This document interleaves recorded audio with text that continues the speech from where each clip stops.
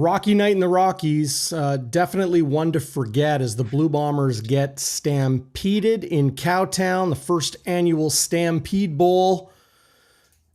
But we've got things to get to on Game Day After Dark. Welcome around the bonfire, everybody. This is Bonfire Sports, Darrin Bauming, along with our post-game friend, Zach Schnitzer. Schnitzy, obviously a tough game. Bombers lose 37-16. They fall to 3-1 in the season. Their first loss. Stampeders improved to 3-1. They were coming off the bye and coming off a loss prior to that. They're tied for second in the West Division behind the now on a bye week Saskatchewan Roughriders at 4-0. But this game went from bad to worse really quickly as Zach COLLAROS goes from one of his best games in recent memory last week, CFL top performer, to a pair of pick sixes, and definitely one to forget. I will attempt to forget about it as soon as I can, buddy. As soon as I can. That was an absolute shit kicking by the Stampeders. Credit to them, man. Here's what I was looking for coming into this game. Some of the tendencies the Stamp showed, I know it was early, so you're always saying, are these tendencies going to continue? Are they just a mirage? 3 games in, the Stamps have played the Argos without Chad Kelly. They played Hamilton, who isn't that great so far, and they played Ottawa, who also isn't that great in a rainy game. So you don't know, but like coming in, the Stamps had an elite air defense.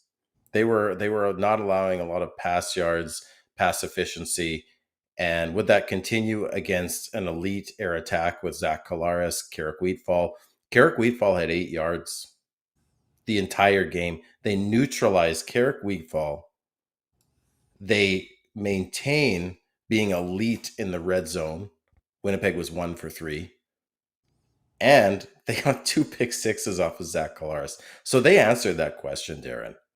Their defense came to play, and it didn't really matter that they were allowing 6.2 yards per rush, worse than the CFL, because the Bombers didn't even have time to establish the run game. They were down by 14-3 with that Webb pick six. I thought Calgary came to play. Those tendencies are now a trend, and I think it's great for the league that Calgary is back where they should be. I think they should be a competitive team. They're now at 3-1. They're tied with the Bombers. They've won the inaugural Stampede Bowl, and in every phase, this was a game to forget for the Bombers. They couldn't get anything going.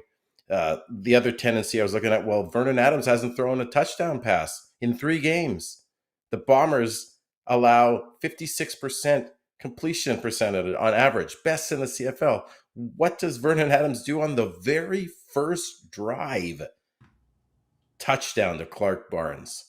Just an absolute backbreaker. Winnipeg gets the field goal. Calgary has to punt, and then it's a pick six. And that was it. They were right to the races. Barnes injured on that touchdown on the Stampeders opening drive, pulled in that catch, and looked like he had his ankle rolled up on. So unfortunate for him. But look, full credit to the Calgary Stampeders. They came to play. They implemented an outstanding game plan. They kept Brady Oliveira in check, 4.7 yards per carry. We're going to have some video highlights. We'll get to the good, the bad, video lowlights, whatever you want to call it. We'll take a look at some of these stats. WALBY'S Warrior, Westwood wide to the right, Happy Honker, Game Balls, and I always forget one, Schnitzy. Westwood's wide to the right, Game Balls, WALBY'S Warrior, Happy Honker, Bonfire Burning Point. The Bonfire Burning Point, of course. But Brady Oliveira held under 5 yards per carry. And Zach COLLAROS, look, he was 71%, but it's those 2 pick sixes that were so glaring and a huge reason why the Stamps were able to roll. Calgary opened this game with a 6-play, 87-yard touchdown drive. Winnipeg responded with a 12-play, 55-yard drive that lasted nearly 7 minutes. The offense looked good early, but it was Winnipeg's next possession, Schnitzy, where Damon Webb, who was a huge free agent signing away from the Ottawa Redblacks to the Calgary Stampeders, all-Canadian player, no question, 30-yard pick six. I think it was the third of his career. That made it 15-3. And really from there, Winnipeg couldn't get up off the mat. The offense continued to roll. I thought Winnipeg's defensive front really struggled to get pressure on Vernon Adams Jr. for whatever reason. We know VA played very well, but Dedrick Mills did more than just punch in touchdowns, right? He had 18 carries for 93 yards, 5.2 yards per, a large at 21. One 10-yard run when you carry the ball 18 times, like that's a healthy average. That is a healthy average. 93 on the ground, just 222 through the air. They were ball control. They kept the ball out of Winnipeg's hands, which is an effective strategy when you have a big lead early. And then obviously you lose the turnover battle, you're going to lose the game. That's kind of a 95% rule in professional football, in the CFL too. I'm sorry, my light just went wonky on me. I went into the dark. I was just in the dark as much as the Bombers were. I thought you went to the nightclub because you're a little depressed. Well, it is after dark. No, I'm not depressed. I've matured beyond that. This is just a game. Listen, the CFL season, Darren, is a marathon. Oh, yeah. This is one game. This is on the road. I'm not letting the Bombers up off the mat here, but it's one game. It's on the road. You're looking at Dave Dickinson coming off a bye. Now, you can talk about the 11, 12 wins they've had in the last two seasons combined, but Dave Dickinson is a great coach. And Dave Dickinson has a good quarterback. And they had an extra week to prepare for the Bombers in a very hyped game. The first time it's been with us correlated with the Stampede in I don't know how many years, Darren. They've got this trophy. Calgary had everything to play for. They got embarrassed by Ottawa, who isn't very good this year. And I wouldn't say they got embarrassed by Ottawa. That was a bad weather game, and Ottawa played cleaner football. Sure, Winnipeg got embarrassed by Calgary tonight. They lost to Dustin Crum. I'm sorry. If you Dustin lose Crum to Dustin didn't beat Crum, the Calgary Stampeders. He just was played the quarterback clean football. of the Ottawa Red Blacks. You know what I watched that game. Do you know what the biggest I watched that game. Dustin Crum didn't beat quarterback anybody. Is a win. Anyway, who cares about The that Stampeders game? beat the Bombers tonight. Do you know what Winnipeg's record is under Mike 𝘎𝙤 head-to-head against the Stampeders? They're now 13-13. These two teams always play each other tight. Yep. Of those previous games, really in all 26 of those matchups that Mike 𝘎𝙤 has had against the Stampeders, going 13-13, what was it? I got the number here. Most of them, I think 9 of them have been decided by 2 points. So not most of them, but a lot of them have been decided by 2 points or less. I got that number right here. Yeah. So 13-13 all time. Yeah. 9 of those games decided by 2 points or less. They play each other very, very close. WALBY and I talked about it on Game Day Winnipeg in the pregame show. These two teams hate each other. They do not like each other at all. This is the silver lining I'll put on it, okay? Before we get into the debate about starters and get into our nightly segments, Winnipeg faced Calgary coming off a bye. As you were saying, to your point, they were very well prepared, clearly. And now Winnipeg has a bye. It's tough going into a bye with that bitter taste in your mouth of a loss, but they will now return home, a place where they're, 43-6 since 2019. Coming off a bye, Stampeders, I don't even know who they play next week. The Stamps are in Saskatchewan, so they got to play for first place essentially next week, and then they'll go into Winnipeg. So Winnipeg will be rested. They get the Stampeders on a bye. These two teams will play each other 3 times in a 5-week span, this being the first. Buckle up. Marathon season indeed. Well, they play the Stamps 2 more times in 5 weeks, right? It's crazy. This schedule this year is absolutely nuts. But as you said, these games are always tight with the Stamps, even when they were struggling last season and the season before the Stamps. They're always tight games. And when you want to win tight games, you can't make mental mistakes to beat yourself. And I thought that first drive you were talking about, Darren, where the Bombers has over a 6-minute drive responding to a 7-0 deficit. It's a really good drive. until they're in the red zone. Now they're playing against the best red zone defense in the CFL and the Stampeders. But what do? They get it down to like the 3-yard line, which is Strevler territory, probably a touchdown. But Randolph gets a holding call and it pushes them back.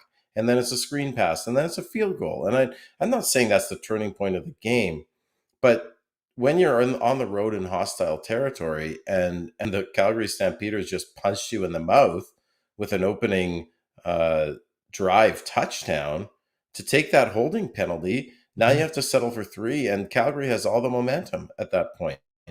And I just thought it was things like that. You saw Trey Vavel. We'll talk about this later. A punt goes deep into the end zone. He tries to take it out, and the Bombers are on the 6-yard line. And that's the drive where Zach throws a pick 6. I'm not saying it's Vavel's fault, but those are mental mistakes. You have Dalton Schoen drop a ball that goes right through his hands in the third quarter when the Bombers are trying to claw back into this game. Yeah. That's a very un-Dalton Schoen-like play. But and you just can't drop that ball. He was wide open. He had space. He could have taken that to the house, but he drops it. And there just wasn't really the opportunity for the Bombers to come back. And so I thought that there were lots of mental mistakes. I thought that, we can get into some of the game management. We disagree on that. COLLAROS was off on some of his deep, right there. You see it with Schoen. He was off on his deep balls. But you got to credit Calgary. They have an elite pass defense, and they literally neutered Carrick Wheatfall, who had 5 big play pass receptions in 3 games. Those are 30-plus yards pass receptions. He had 1 catch for 8 yards, Darren. Mm-hmm. And Zach COLLAROS also, and I think one reason they were able to neuter that pass game was because COLLAROS, to my eyes, didn't look comfortable in the pocket all night. I thought he looked hurried. I thought he looked harried. Hurried and harried, how about that? Uncomfortable. I thought the Stamps D-line really had their way, and I was excited to see Vanterpool come back in at left guard, because in the first game, the Bombers had 201 rush yards. And in the next 2 games with Gabe Wallace at left guard, they didn't crack 100 rush yards.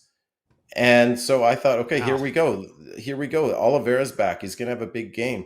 And Oliveira had a good first drive. He had 6 yards a carry for 36 yards. They didn't crack 100 yards rushing last week because COLLAROS was on another level and they were just dropping dimes every day. But Darren, on first down, they got stuffed again and again and again last week. Yep. They went away from the run because it wasn't working. Edmonton has a strong front. They have a terrible back end. So they did what they did best, and Winnipeg did what they needed to. But they stopped the run. I'm not saying that they I'm not saying you're wrong. I agree. You're saying Gabe Wallace is the reason they didn't have 100 yards rushing. I'm not saying it's Gabe Wallace, dude. They didn't have Brady Oliveira either. No, it's not actually what I said. What I said was when they had Vanterpool in, they had more rushing yards. I'm not saying it's Gabe Wallace for sure. You said you had Peterson, you had Cooley in there. It's what you insinuated. Maybe it's a correlation. I'm not saying it's causation. Mm-hmm. But the point is, the Bombers, I thought they had a chance to get the run game going tonight against maybe a leaky Stamps front run defense, and they were just behind the 8 ball. They just couldn't even get it going. So credit to the Stamps. They took away what the Bombers like to do best, which is to throw it deep. And the Bombers were just behind the sticks the entire game. Their first down production wasn't great.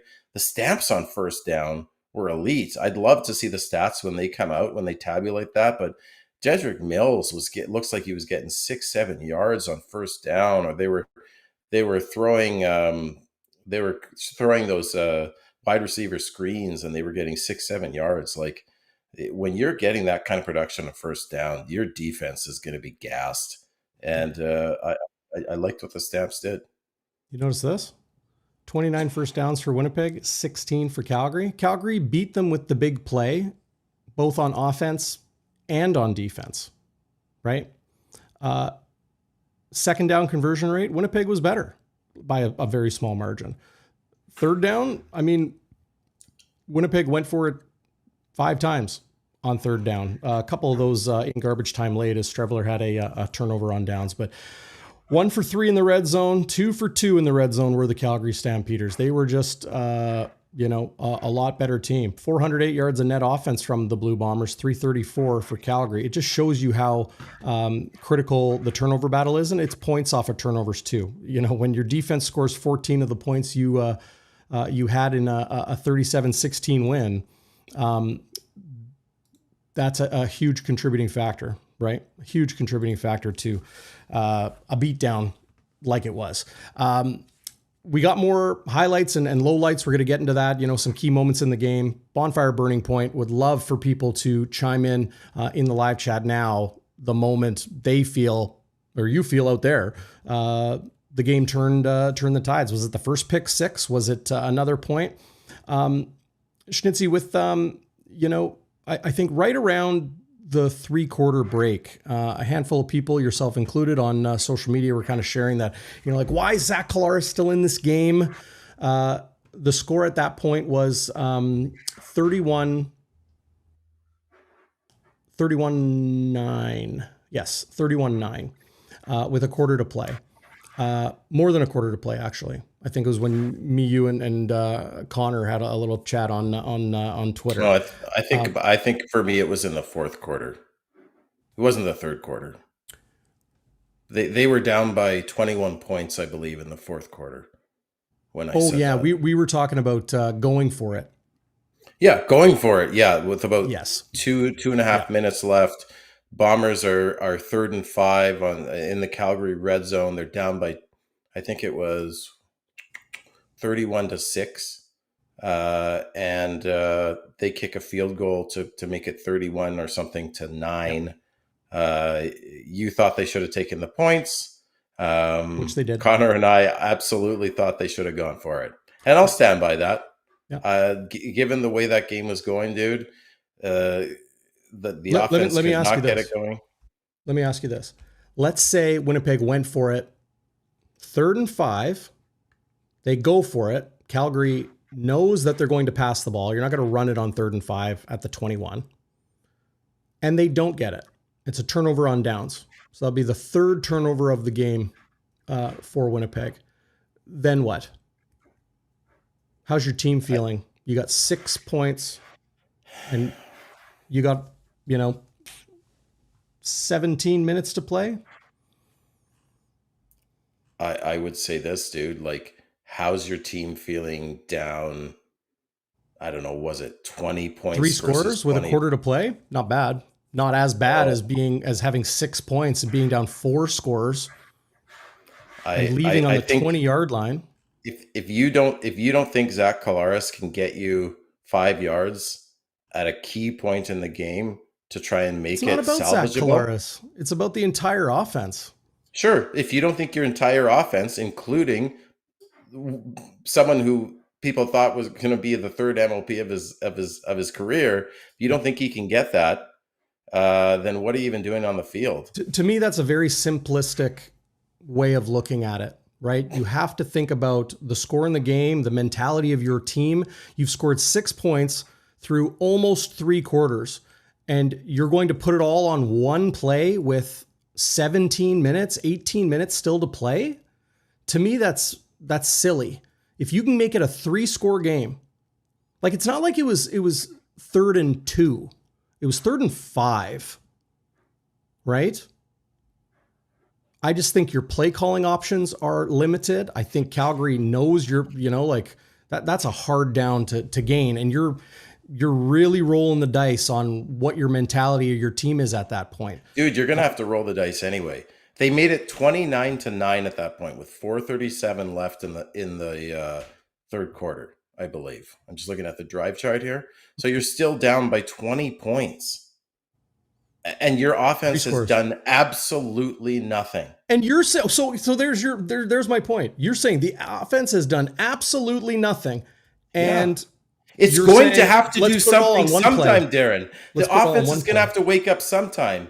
You're in the freaking red zone. You have 5 yards to go. If you can't get that, then you're going to win the game anyway. And guess what, Darren? They didn't win the game anyway. They lost by 21 points. Almost the exact margin is when they got that field goal. Mm-hmm. They were down 29-9. Yeah. Play to win the freaking game. Go for it. So Have if you some play to win balls. the game, do you take your starting quarterback out with Darrin, I told them to 10 take the minutes to starting play? quarterback out when it was 37-15. No, Right. sorry, 37-9. The game is over. Why is he in the game? Because this is professional football and there's a quarter to play. There wasn't even a quarter to play, okay?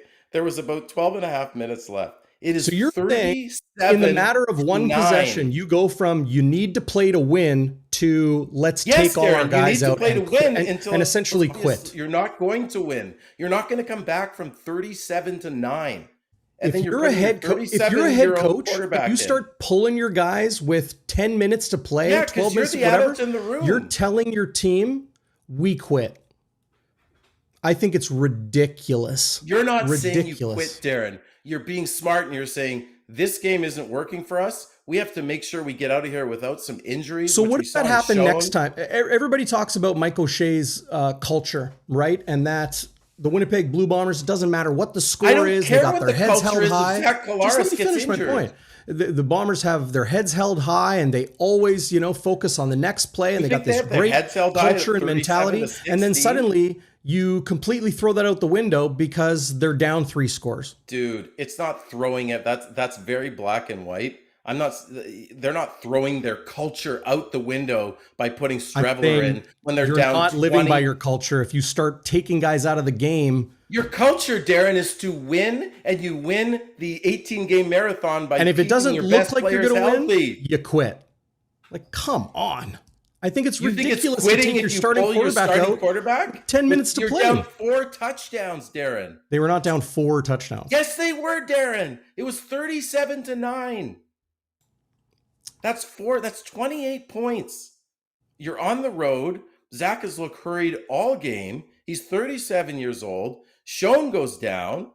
They can't connect on anything. And what? It's going to be a moral. Do you think the Bombers give 2 shits that they got a garbage time touchdown to 𝘎𝙤𝙤𝙧𝙯 and their heads are held high? That means absolutely. I never said that touchdown means something versus taking him out of the game. So if it I'm doesn't saying mean anything, then who cares if he stays in the game?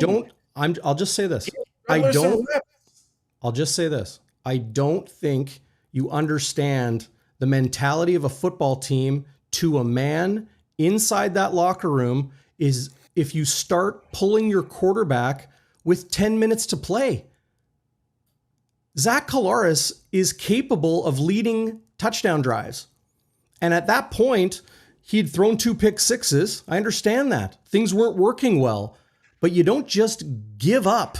This is pro football. They can get injured in a 20-point win. They can get injured in a 30-point loss. It's week 5. It's week 15. It's pro ball. You don't take your guys out with that much time to play and say, yeah, we're just, it's one of those nights, so we're just going to give up.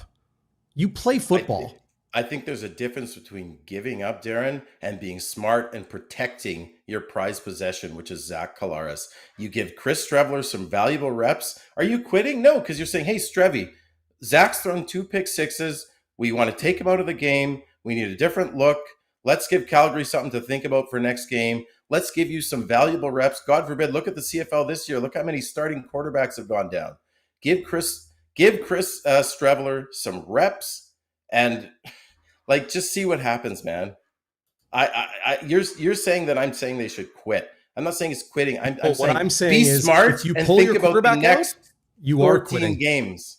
Yeah, I'm not saying they should. I'm not saying you're saying they should quit. I'm saying you start pulling your starters out. You're telling the whole world and your team directly, you've given up on this year or this game. You've given up on this night. No, what it's you're the saying CFL. is How many times have we seen teams mount huge comebacks in the fourth quarter? Darrin, and you're going to take Zach COLLAROS out of the game? They weren't coming back, Darrin. Oh, okay. So you're quitting on them then. Yes, I'm fucking quitting on. Sorry. 37-9 and the offense has done nothing. They were done. Look, they were done. The game was over. The statistical probability of them coming back So is you like, shouldn't. Hey, if the numbers are stacked against you, 51-49. Well, I guess next week's our chance to win. it's not about quitting, Darren. It's about prioritizing the next 14 games. It's about saying, this isn't going our way. Let's put Streveler in. This obviously isn't working with Zach because we scored 9 points in 3.5 quarters against the best red zone defense in the CFL. Let's look at a different option here, and let's preserve Zach's health. Because if Zach goes down, we ain't winning the Grey Cup. So let's prioritize the next 14 games and make sure we just get out of here as healthy as we can, and we give a few wrinkles to Calgary by throwing Streveler in. I'm sure I'm not alone in this. I know people on the chat. No, of course, and that's why we're having the debate, right? People, see the game in a lot of different ways. I just can't imagine, from my time working with football teams, being inside locker rooms, talking to head coaches, I just can't imagine, your team's 3-0, you're trailing, you're getting beat bad, and that idea of taking your starting quarterback out or taking your starters, plural, like multiple players, out of the game in pro football, when it's not like it was like icy outside, it's not like it was dangerous playing conditions, ideal, perfect night for football. I think it's absolutely out of the mind of reality that's a smart thing to do. I understand the protecting your quarterback and thinking about next week and the next number of games. This is pro football. They can get hurt on the first snap, the last snap, week 1, week 21. You don't give, I just feel it's ridiculous to even potentially put that seed of doubt in your football team that it's like, wow, we're down 4 scores. Let's just pack it in. When your team, not, but Darren, you're not get the ball a bunch of times. I'm not saying you're packing it in and quitting. And people on the chat I've seen are agreeing with me, right? Well, maybe they should have started Streveler instead of Zach COLLAROS. Oh, come on. Starting Streveler? What are you talking about? I'm saying you put Streveler. Why not? Who had a you're saying you're not quitting, that Streveler would give you just as good of a chance to win? Is that what you're saying? At that point, Darren, he might give you a better chance because you've seen what Zach COLLAROS has done in 3.5 quarters. So why not start him if he's giving you a better chance? Why not start him? Are you serious? Well, I'm obviously being facetious because you're saying that at that point, the backup quarterback gives you a better chance to win. It's like putting your backup goalie. The team's not working very well. The team needs a spark. Give it another look. Streveler played great in the first game. This isn't pulling your goaltender, because your team needs a spark. This isn't, You don't think the team needed a spark? You know what? They had 9 points, dude. They were down I'm not 37-9. But if you take your starting quarterback out, or you take more than one, if you start taking starters, plural, out of the game, you're doing the opposite of a spark.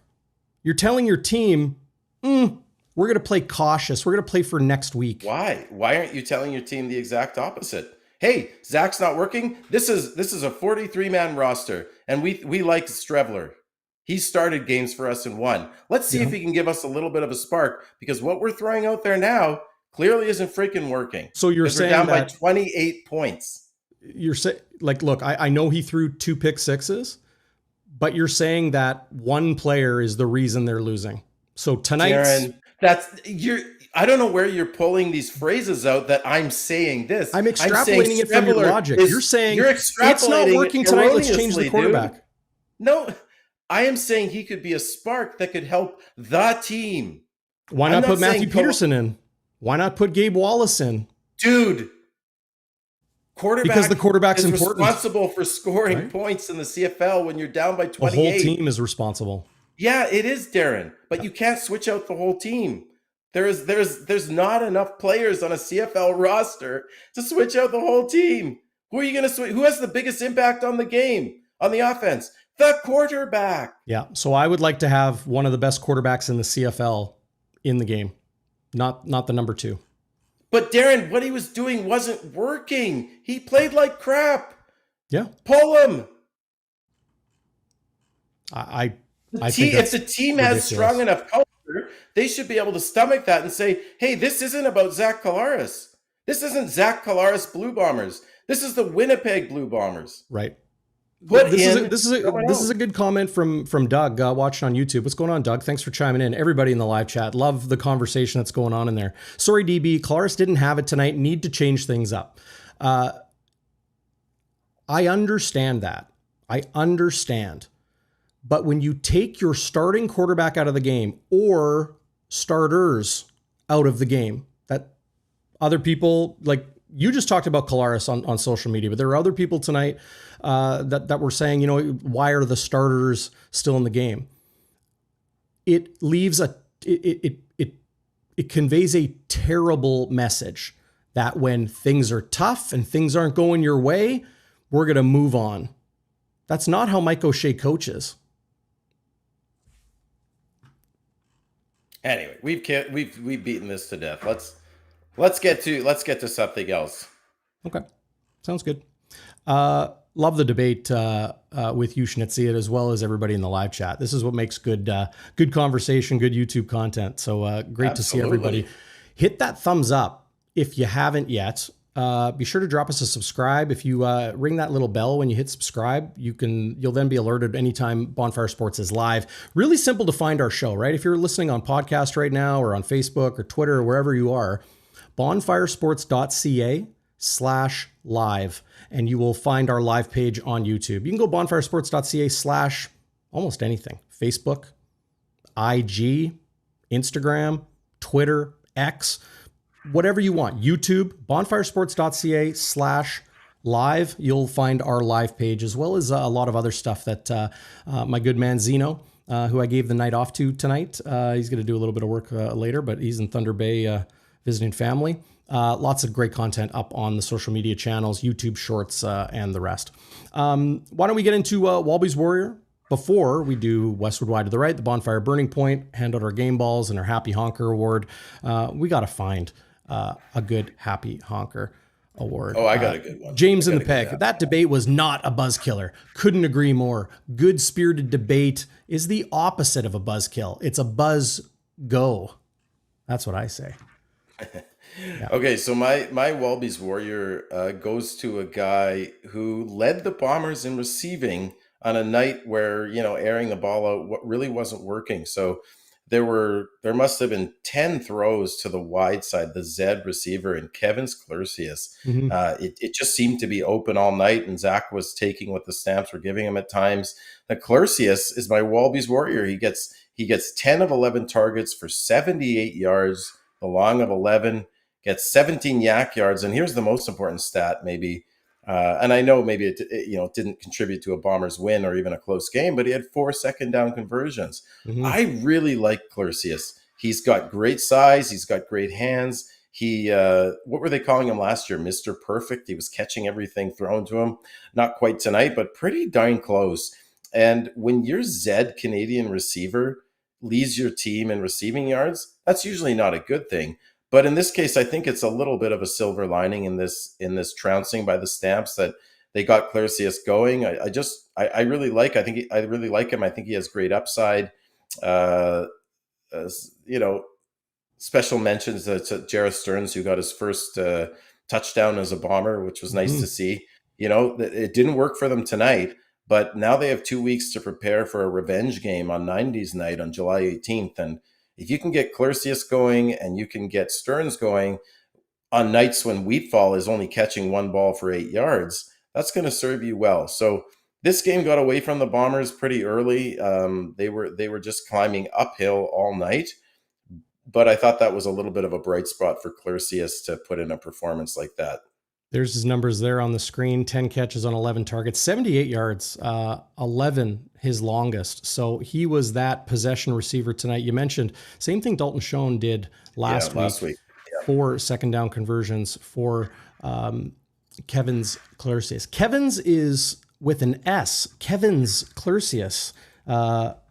It's taken me a couple of years to hammer that one down for sure. And then you mentioned the 𝘎𝙤𝙧𝙯 Stearns touchdown, his first of his Bombers career, which is always a cool thing. We'll take a look at that a little bit later.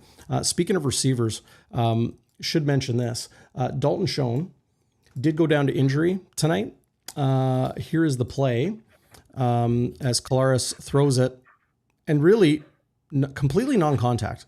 Completely non-contact as he just kind of came down on that right foot, whether it's a foot, toe, ankle, calf, knee, hip, we don't know. But he did walk off under his own power. And a little bit later in the game too, I think it was after, it was the 𝘎𝙤𝙧𝙚𝙧𝙯 touchdown. The camera showed him on the sideline. So probably precautionary, keeping him out of the game. But nicked up, and nobody likes to see that. There's Dalton Schoen walking off on his own power. So all things considered, relatively few news on the Bombers receiver. I don't know, a WALBY'S Warrior tonight. I mean, like, there was absolutely nobody on defense that did anything that I particularly liked. On offense, I mean, kind of the same thing. I think you nailed it with Kevin Sklercius. That's a great WALBY'S Warrior. Would love people to chime in. Your WALBY Warrior, your Westwood wide to the right. Doug chiming in once again. Schoen dropping 2. He's normally caught. Both were clear drops and no one really close to him. A tough night there. I think I have that Dalton Schoen drop. Yeah, that was really a buzzkill. Like, I thought maybe the Bombers could make a game of this, maybe not win it, but get a couple of touchdowns. And he really was wide open. It looked like maybe a zone defense. All the defenders were pretty deep, and he could have just turned around and got if not a touchdown, a big gainer. Mm-hmm. Okay. I think I got, maybe this is the happy honker. Depends how you want to look at it, or the Westwood wide to the right. Did you see the panel? There is the Stampede Bowl trophy, as Calgary Stampede begins tomorrow in Cowtown. But I'm giving Paul Lapalisse the Westwood wide to the right. That shirt. It's awful. You know what that shirt reminded me of? I pulled this up. I had to. I absolutely had to. Paul Lapalisse's shirt reminded me of this. And I think most would agree. And no, we disagreed. They were serious. We're all good. Waiters had a good question here, Darren. I totally agree with your wide to the right, by the way. I don't think I can even top that, but I have one. He was saying, is this the first time the Stamps have beaten the Bombers since 2018? Well, they beat them 37-33 in the second last week of 2019. That was the last Streveler game where he got hurt. And then COLLAROS started the next game and they won 29-28, and they went on to win the Grey Cup. Stamps beat them in a nothing game, 13-12, November 20th, 2021, in that shortened season. But that was just like a meaningless game. And then I think that might be the last time the Stamps beat the Bombers, because if you go to 2022, there was, as you were saying, Darren, they always play each other close, right? Even when the Stamps have kind of been a tire fire. Yeah. They're one-score games. That year, 2022, when the Bombers were absolutely dominant at 15-3, they beat the Stamps at home 26-19, a one-score game, 35-28 on the road. That was at home. On the road, that was a one-score game, 31-29. I think that was the game where DeMario Houston gets the game-sealing interception. So that was 2022. So they didn't lose to the Stamps in 22. I know this is riveting TV, but Raiders is no G. And if you ask a question, I got to answer it. I love Waiters. 1918, they beat the Stamps. 2023. So they beat the Stamps 3 times in 2023. And if we go to last year, I don't think they lost to the Stamps last year. Oh, yeah, they did. That 22-9 in week 4 when they went to 0-4, when Strevy threw that basically game-sealing interception in overtime to DeMario Houston again. And they lost in OT 22-19. So they did lose to the Stamps last year, but that's just once in like 3-4 years. So this used to be I know Walby was talking about it on the pregame. This used to be a graveyard for the Stamps, for the Bombers to go into McMahon. Not just because McMahon looks like a graveyard, because it's a putrid stadium, but like you didn't like even in 29. Doug Brown was talking about this. Like even in 2019. Thanks, back to back, Blue. Appreciate Oh, you. thank you.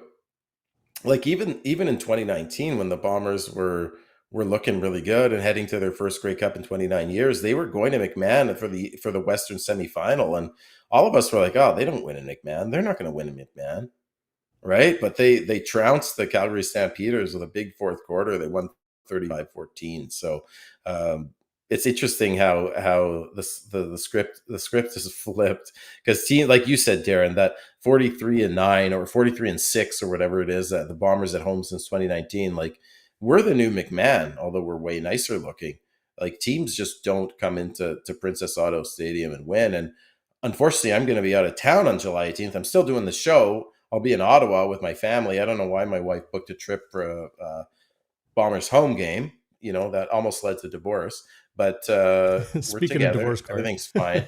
I mean, she's a gem. I mean, I'm quite frankly shocked that she's still married to me. But that's another topic, Darren. Mm-hmm. But you know, I would be very comfortable if you told me on July 19th the Bombers kicked the living crap out of the Stamps on July 18th, I would believe you. I wouldn't be shocked. This team is so dominant at home. It's unbelievable, but I don't think they will. I think, like you I bet said, you if they played in Calgary, in 2 weeks, coming off a bye and following that debacle tonight, Winnipeg's going to be pissed off. I don't think we're going to see anything like what we saw tonight at all. No, I agree. I think it'll be close, because you're absolutely right. They always play Dickinson's teams close. Westwood wide to the right. I'm going with the whole game. But I remember I mentioned WALBY'S Warrior to you or agreeing with you, Kevin Sklercius. I think I might go with 𝘎𝙤𝙤𝙧𝙯. That's a great catch. Unbelievable catch. And garbage time, fine, whatever. I'll just say this. And is that on Damon Webb, I don't think Chris Streveler throws that ball. But this garbage time, buddy. Who cares? Look, this is a dart. Is that Damon Webb too, number 9? Is Damon Webb number 9? I think so. Yeah, he's number 9. So it's interesting with Damon. I'll give you my WALBY'S or my Westwood Whites right in a second, but COLLAROS was interviewed, and he said he thought Damon Webb was the best halfback in the CFL. Now, of course, you've got Evan Holm and Dietrich Nichols, who might have something to say about that. But you remember last year, Darren, when he played for the Red Blacks, Damon Webb, he sealed the game for the Red Blacks when the Bombers were in the red zone, and he had that pass. COLLAROS had that pass to Schoen that was knocked away at the last second, which would have won the game. Damon Webb is a heck of a player. Now, he was playing safety in this Stampeders defense, not halfback, but Stearns gets that on Damon Webb, who was arguably one of the best DBs in the CFL. So credit to him, man. It's worth another look. First touchdown with the Bombers as 𝘎𝙤𝙧𝙯, formerly the Saskatchewan Roughriders, pulls this in catch over the arm of unbelievable Damon Webb. Yeah, incredibly. Damon Webb was all CFL last year. I think he probably should have been the year before. Hell of a play. I thought Damon Webb was the biggest defensive back free agent signing in the CFL. Derek Moncrief, dimebacker, strong side linebacker, right there with him. And they both get a pick six. There's the man. There's 𝘎𝙤𝙧𝙯. Yeah, I think you're going to be seeing a lot of this mug in the weeks, months, and years to come. And by all accounts, like I agree with you. By all accounts, also Stearns looked great in training camp, and he's had a couple. Like I think the most he had was 36 yards so far in the first 3 games. But tonight he has 9 targets for 7 catches for 49 yards, the long of 14, and he gets his first touchdown. Like that's great production from arguably your 4th or 5th receiver on the team. And those kinds of numbers and that highlight reel touchdown, that's going to keep Dylan Mitchell on the bench, quite frankly, because in my opinion, I don't know what you think, Darren, or people on the chat, but the only way Dylan Mitchell was going to get on this team was he's not replacing Wheatfall. He's not replacing Dembski. On the roster, he's not replacing Sklercius, and he's not replacing Schoen. Yeah, and he doesn't on the one-game injured list, which is essentially a healthy scratch, right? And he's not really a slot back. My understanding is he plays the X, the No, he can play boundary slot. receiver. It's the He CFL. could These play guys these slot. guys play everywhere. Like I just want to. It's a bit of a misnomer, a bit of a an area where people get confused. Like in the CFL, like yeah, there's wideouts and there's slot backs. That's maybe where they're most suited. But we saw Darvin Adams play slot. We saw Nick Dembski play wideout. Like these guys do play everywhere. The Well, for X, the sure. Z, all of that. So bringing that sort of thing into a conversation about, and I'm not talking about this conversation, Schnitzy, just like, I've seen online and in some, Bombers chat groups I'm in, they're like, well, he's not a slot back. So how's he going to get into the lot? If you need a guy, you're going to take your talent, right? For sure, I agree with That's you, the way to but go. Yeah. I'm not saying he can't play slot, but his usual position, what he has the most expertise at, is as a wide receiver. So the chances of him taking a slot back's position, in my opinion, is even less because that's not the position he usually plays. Can he play it? Yes. But can he play it better than Jareth Stearns, who's starting to come on here? He's trending up Jareth Yeah. Stearns. I I think don't he's see it not that way getting on because the like roster. let's say you had a performance issue at slot back, you'd move someone else into that slot back spot if it was Dylan Mitchell you needed to come onto the roster. If that was the case, right? If that For was the sure. case and you didn't want Mitchell, I'm Absolutely. just saying the whole slot back wide receiver thing, it doesn't really mean anything. These guys move all over the field, snap to snap, drive to drive, game to game. Um, I know, yeah, but what I'm saying is Stearns is playing well enough at that slot back position that Dylan Mitchell is not going to crack this roster. well, they're all playing well. They're all playing well. Exactly. I mean, they struggled maybe tonight, the receivers, but like I said, the Stamps have a really, really good secondary. They have a really, really good air defense. My what are Westwood wide to the right, eh? So my Westwood wide to the right was Vavel bringing that punt out of the end zone in the first quarter. Darrin, I'll see if I can get the time for you. It was early in the first quarter. Punt goes like about 10 yards into the end zone. You see him kind of survey his options, and Yeah, he thinks have he it. has a shot at taking it out of the end zone. Unless you are 1000% sure that you can house call that, you do not take that out of the end zone. He put the Bombers in such a terrible position. They're down 8-3. The momentum's with the Stamps. He sets them up on the 6-yard line. Like, he will get that coached out of him. And I know Dave Ritchie used to say every rookie on your team will lose you at least a game, right? Like, you just cannot bring that ball out of the end zone. And he had time to survey the field and he still did it. I could see if he just rookie mistake, he just reacted, he Mental just ran mistake. out. Yeah. He looked up, he surveyed the field, and he made a conscious decision to take that out of the end zone. And I just thought that was it was with 3:10 left in the first quarter, so it was a 68-yard punt, which is a nice punt by Bassett, the Calgary punter, and he returns it 12 yards, so he was 6 yards deep into the end zone, There and was a lot. I agree with you you on that return. absolutely There were a cannot. lot of mental errors in this game. Winnipeg finished with 5 penalties for 45 yards, which kind of surprised me a little bit. A lot cleaner in the second half. A lot Yeah, cleaner. but they They had some they bad were penalties. really bad early, making mental mistakes. Yep. Vavel drops. COLLAROS obviously with some picks. Some of those picks might be on the receivers a little bit if we Yeah, for break sure. them down. There's lots of that sort of stuff. You know, Keurig Wheatfall didn't see opportunities today. Nick Dembski took advantage of his opportunities. Kevin Sklersius took advantage of his opportunities. Stearns took advantage as well. Overall, shit game by a lot Yeah. of guys. But just one thing. Sorry, Darrin. I just wanted to just finish the thought on Vavel, that I'm not blaming Vavel on that pick six by Damon Webb, which was at 126 of the first quarter, right?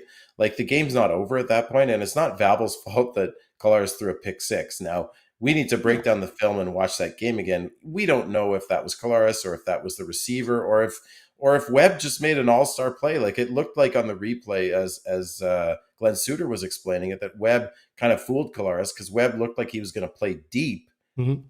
I believe it was on Dembski, and then he fooled him. And then after the post snap, he cut off his depth, and he was right there. So good play by Webb. You know, sometimes a defender just makes a really darn good play, Yeah. and it's not Collaros' fault per se or Dembski's fault. But either way, when you put your team in a position where you're on the 6-yard line, instead of being on the 40, if you take a knee and give up a meaningless point. I mean, they were down 8-3, Darren. That's 5 points. Who cares if you're down 6 points, 9-3?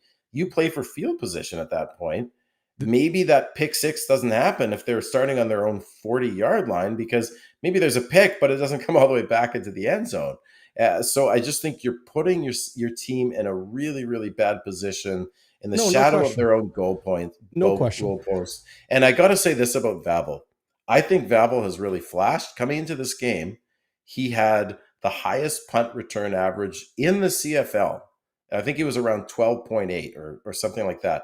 And he was third best in kickoff returns for a rookie. Mm-hmm. He shows flashes, like especially in the Edmonton game last week. Like he hits that hole and he explodes. Yep. But he's put the ball on the turf twice. He bobbled it in week 3. Hey, and then he also put the ball on the turf in this game late in the fourth quarter. I'm not making excuses for him. I'm not making excuses for him. I just think you're not either. All I'm saying is, guy's a rookie. Your Dave Ritchie comment, right? He's going to have to learn from those mistakes. And as Mike O'Shea says, look at more pictures, right? That's his kind of diplomatic way saying of, you've just got to, you got to learn. He does, and I hope he does, because I think he has tremendous upside, Darren. I like the kid. He even played a DB last week, not Darrin Bauming, but defensive back, when Jordan Younger likes to drop a bunch of DBs into coverage. You know, he was playing and starting on defense, right? So he is versatile, which is exactly what the Bombers like, but he has to get it together, because, listen, Peyton Logan is going to get healthy at some point. I know he's got that thigh injury. He is an electric returner. And if Vavel keeps putting balls on the turf and making poor decisions like that, he's not going to last the entire year. James in the Peg says, is it Vavel as in, or Vavel as in bobble? This is how I remember. Trey Vavel is into motorsports. He's got the checkered flags tattooed on his neck. He actually came to Bombers camp with a bit of a wrist injury from riding his dirt bike. Are you serious? Trey Vavel rhymes with gravel. He rides his dirt bike on gravel. Trey Vavel rhymes with gravel. That's how you get it. But thanks for the comment there, James. And similar with people mispronouncing Zach Collaros. That drives me nuts. It can be coached out too. COLLAROS. Remember Zach Collaros? I'm saying it how Zach Collaros says it. I have a video I shared on social media. It says, hey, Bombers fans, Zach Collaros here. Okay, that's how he says his name. That's how I'm going to call him. Do you know why? Do you know how I learned Zach Collaros' last name, how to pronounce it? I put it out on Twitter. This was like 4 or 5 years ago. And by the way, I still call it Twitter and not X, and I will never call it X. But I put it out on Twitter. Just that's my hill to die on, folks. I put it out, and he actually responded on social media, and he spelled it out, Collaros, like L-A-H, Riss, R-I-S-S, Collaros. So there you go. Yep. He didn't have the greatest game today, but we should at least give him the respect of pronouncing his name right. Collaros. COLLAROS. That's right. COLLAROS. Yeah. COLLAROS. Anyway, enough about that. Bonfire Burning Point. What was the moment you felt, okay, it's not happening tonight? Yeah. I mean, I think this one for me was pretty apparent. I mean, excited to see what folks in the chat have to say about the Bonfire Burning Point tonight. I'm going to play the sequence of events that led to that essentially is my Bonfire Burning Point as you share yours, okay? Ooh, Darren, wow. Go ahead. That's impressive, my friend. So, listen, just looking at the beginning of the game here, here's the what's that? The Clark Barnes long touchdown, right? Like 61 yards, eh, Darren? Oh no, this is later in the game. I need your bonfire burning point. All right, all right. Well, I got distracted by the video, Well, man. hey. I have ADHD. What do you expect? I'm gonna look at the flashy thing, bud. Okay, for me, the bonfire burning point was this. So Calgary, who hasn't thrown a touchdown pass all year, they connect to Barnes for a 43-yard touchdown. Excuse me. They go up 6-7-0.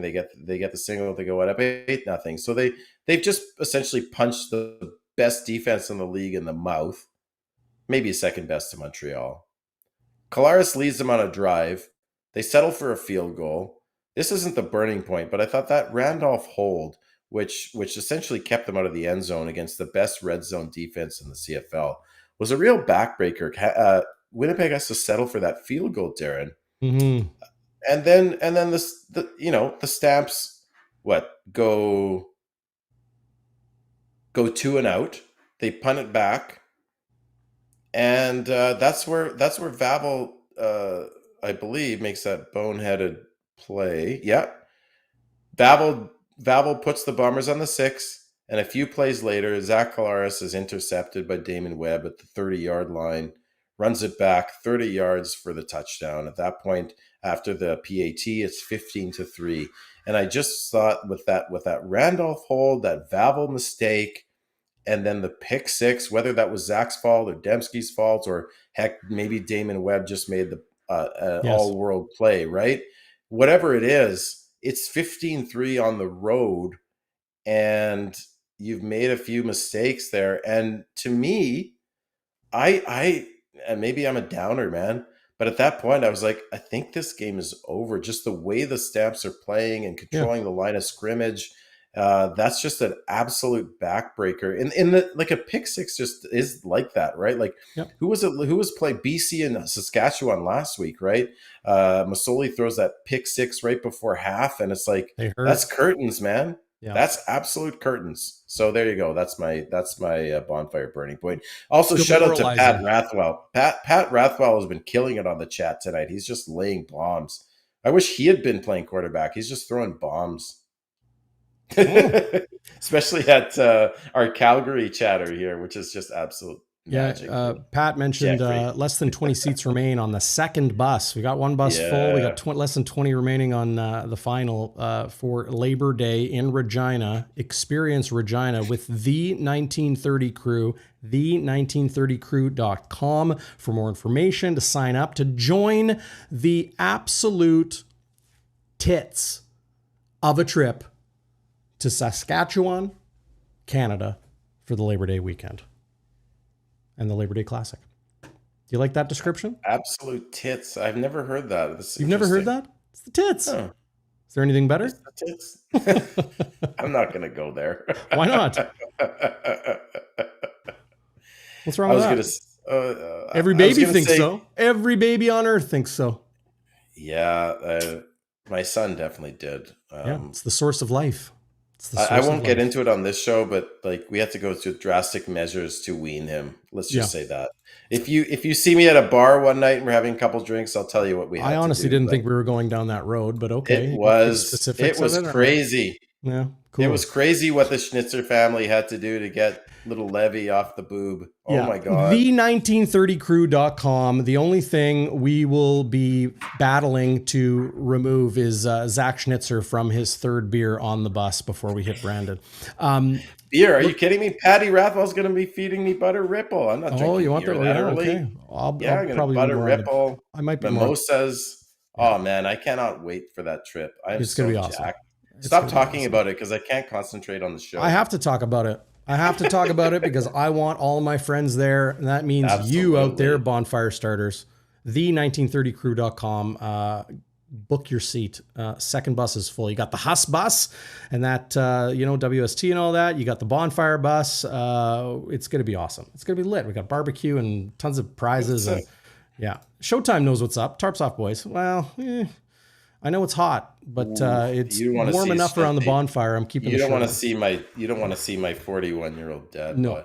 What's at TCB on Tuesday? What's Waiters talking about? Trans Canada Brewing. What's going on there? I don't know. Okay. Not sure. Let us know, waiters. So those are our bonfire burning points. Do you got a happy honker tonight? Only if you play the sound. um, so, with about 11 minutes left in the game, Darrin, I was going to give it to Stearns for his first touchdown as a Bomber, but I like this because I got to talk a little bit about Adam Bighill here.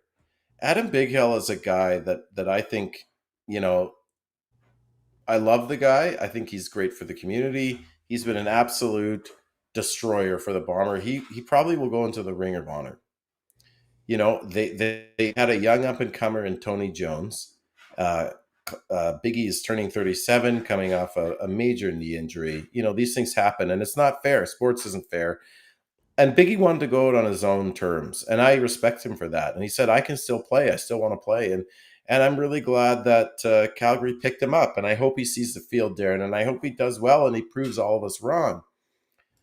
So Biggie was on the sideline, and Biggie was asked before the game, did you share some secrets about Winnipeg to the Calgary Stampeders? And he didn't answer it directly, but he said, they know I know what they know. Biggie probably had a hand in this victory for the Stamps. He knows how the Bombers like to win, and he said, take away Wheatfall, like make them beat you this way, make them the short passing game. And COLLAROS is good for a pick a game, this time it's a pick six. Either way, at one point of the game, late in the fourth quarter, when the game was kind of out of reach, I believe it was Oliveira caught a screen pass. I think it was about 11 minutes left there, and COLLAROS caught a screen pass on second down and actually had a really nice gain, 21-yard gain, 11:16 left in the fourth quarter. And he gets tackled out of bounds. It could have arguably have been a late hit, but who helps him up and gives him a pat, like a friendly pat, was Adam Bighill. And I just thought, man, that's just awesome. That's great to see Biggie in there. He is a pro. He's an absolute beauty of a guy, and I am glad that he's gotten another chance with another team. I hope he goes out on his own terms. Sometimes most of the time you're not afforded that benefit as a player. Yep.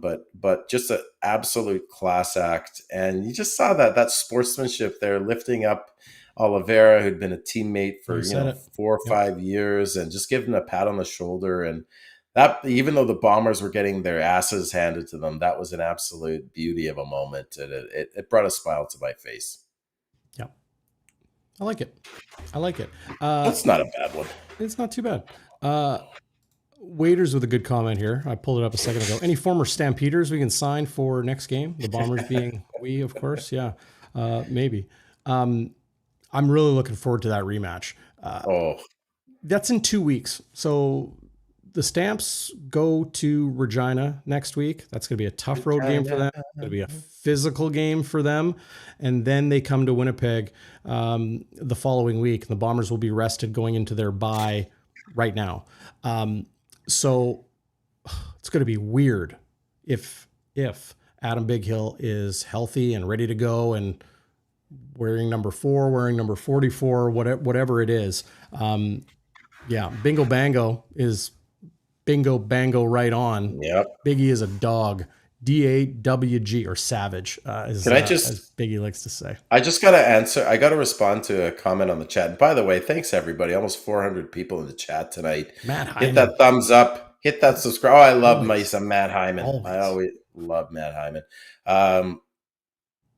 Andrea Kohach, one of our OGs, says Bombers could have signed Biggie as one of the coaches. And I was thinking the same thing.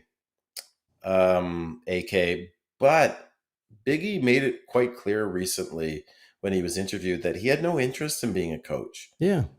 Do I think he'd be an amazing coach? Absolutely. He's whip smart. We talked about culture earlier. He's a culture guy. Sure. He's a grinder.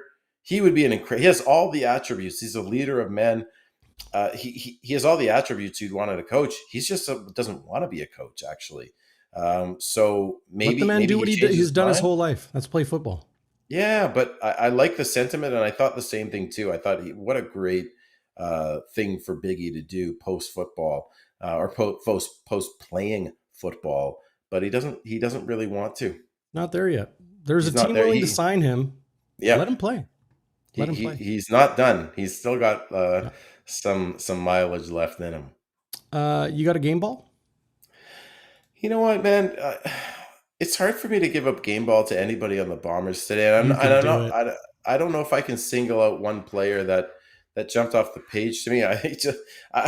Someone's going to kill me for talking about punters, but I thought in the first quarter, I believe it was the first quarter, Jamison Sheehan, an absolute bomb of a punt, 49 yards into the corner, which didn't allow a return. If it was a closer game, that might have been a key play.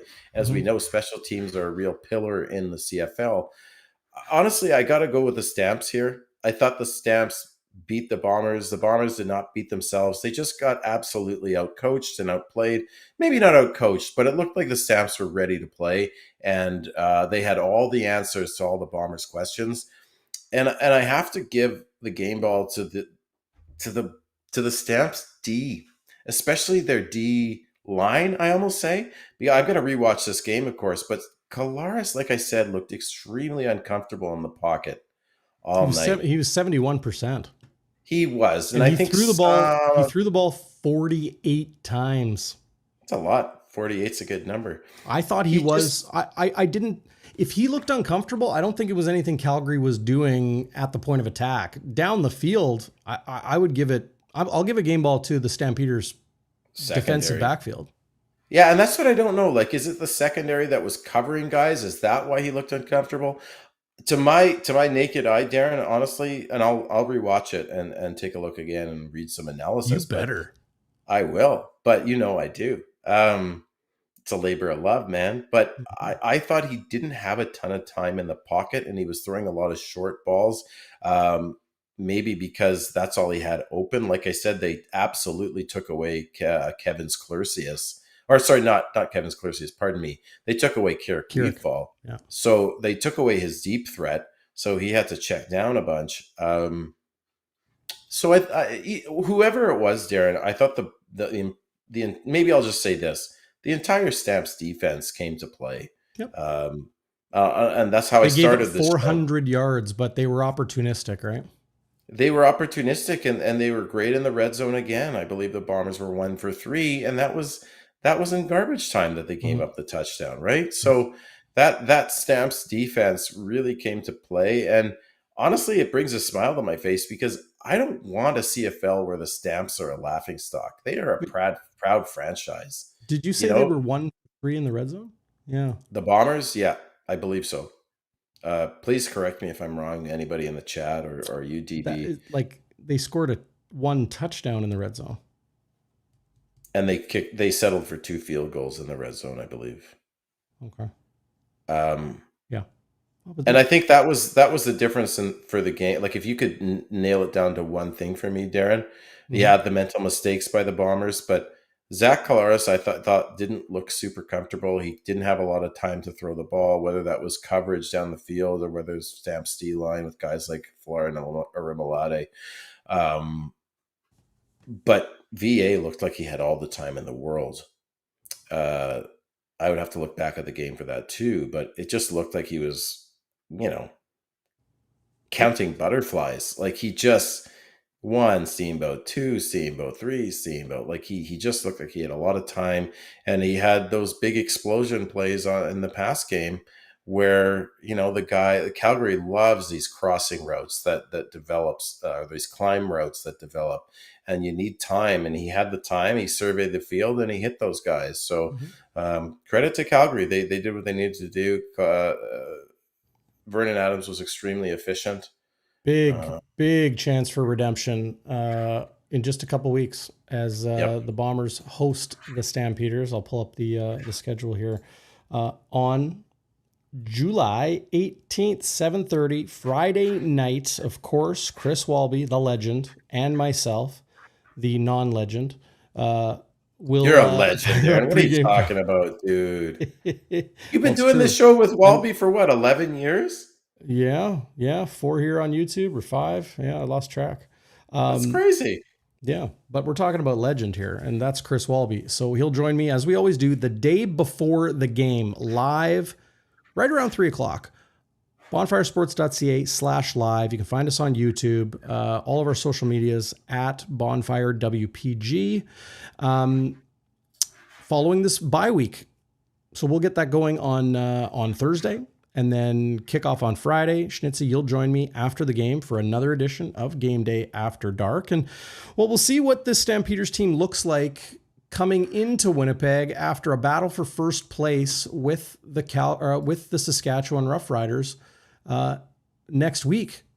Because here are your CFL standings right now, where the idle bye week Saskatchewan Roughriders sit 4-0. They scored 135 points. Whew, clicking. Calgary's in Saskatchewan next week. Winnipeg on the bye. We'll see how the Stamps, what shape they're in. With a ornery, pissed off Bomber team, they'll be a little road weary at that point. And a pair of, they've played 3 home games already, the BC Lions. Or pardon me, they've played 3 home games already, the Calgary Stampeders. They're 2-1 at home. They have a win in Vancouver in CFL Week 1. But we'll see how they do in Saskatchewan. And then come to Winnipeg. Might be a very, very different story. What's your game ball, dude? My game ball is, I'll give it to you for a spirited debate. I don't know if I want to give a game ball to anybody here tonight. You know, VA, I don't think VA was good. Mm-hmm. I don't know. Like I would give a game ball to just the Stamps. They were the much better team tonight. They played hard. They played urgent. They played fast. They played clean. And they took advantage, won the turnover battle, took advantage, and beat the crap out of their rival Blue Bombers. So, yeah, that's it. That's what I'm doing. I got to write a story. I literally have to, like, when I log off with you, I had a chat with Nyquist. Yeah, Gustav Nyquist, the newest Winnipeg Jet, called me from the U.S. Of course, he's played over 500 games in the NHL, and I think he's played like 700 or 800. 800 something. He's got over 500 points in the NHL. Outside of last year, pretty much a 20-goal scorer perennially. But I got some quotes to transcribe in our conversation. He called me right at kickoff, so I had to kind of catch up on the early part of the first quarter during the commercial breaks. But that's okay. Hey, it's all good, buddy. You work hard, play hard. This is for NHL.com, right? Yeah. Nice. Yeah. But we'll get into that. More of a brief pregame, postgame show tonight. But enjoy the bye week, Schnitzy, and we'll connect soon. Thanks to everybody out there too for joining us. Yep. Well, I'll leave us with this. The Bombers gave us a lump of coal, and Calgary wins the first Stampede Bowl. Sayonara, everybody.